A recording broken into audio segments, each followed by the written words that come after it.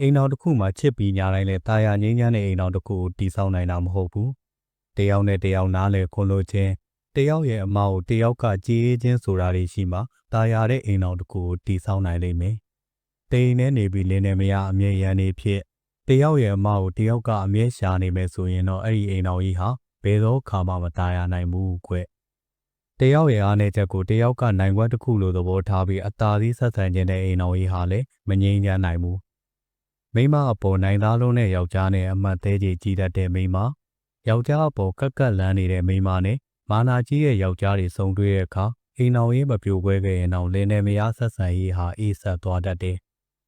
မာနာတရားကိုလက်ကင်ထားလို့တိမ်နဲ့တူနေကြရင်ပဲတည်တဲ့အထိမခေါ်နိုင်မပြောနိုင်ဖြစ်သွားကြတဲ့လင်မယားကြီးလည်းရှိခဲ့ကြတယ်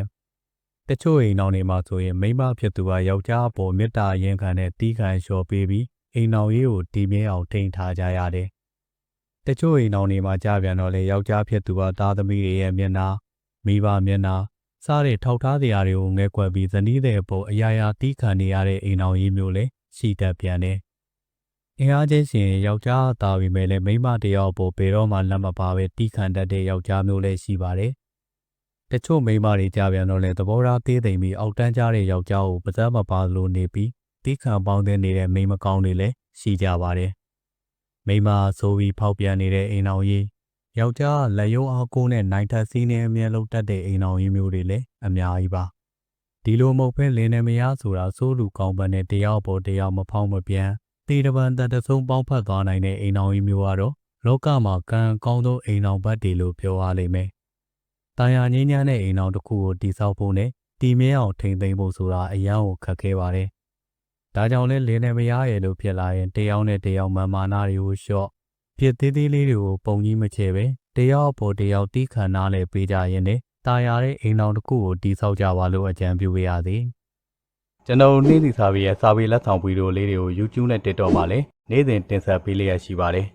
ဒါကြောင့်ကျွန်တော်နေ့စီစာပေရဲ့ YouTube Channel နဲ့ TikTok အကောင့်လေးတွေကိုလည်းတွားရောက်အားပေးကြပါအောင်ဗျကြည့်ရှုအားပေးခဲ့တဲ့မိတ်ဆွေတယောက်ချင်းစီကိုလည်းကျေးဇူးအထူးတင်ပါတယ်ထိုင်းနိုင်ငံမှာရှိကြတဲ့စာအုပ်စာပေကိုချစ်မြတ်နိုးကြတဲ့စာပေချစ်သူမိတ်ဆွေများအတွက်သတင်းကောင်းလေးတစ်ခုကိုပြောပြပါရစေ။အဲ့ဒါတော့နှင်းစီစာပေဆိုတဲ့ပိတ်ကနေဇာရေးဆရာပေါင်းများစွာရဲ့တုတရတဤပညာဗုဒ္ဓဝင်အောင်မြင်ရေးစိတ်ခွန်အားစတဲ့စာအုပ်ပေါင်းများစွာကိုအလွယ်တကူမှားဦးလို့ရရှိနိုင်ပြီဆိုတာဟုတ်ပါ။ထိုင်းနိုင်ငံမှာရှိတဲ့ဘယ်မျိုးကိုမဆိုပို့ဆောင်ပေးသွားမှာဖြစ်ပြီးငွေကြိုလွှဲဖို့လုံးဝမလိုပါဘူး။စာအုပ်ရောက်မှငွေချေလိုက်ရုံပါပဲ။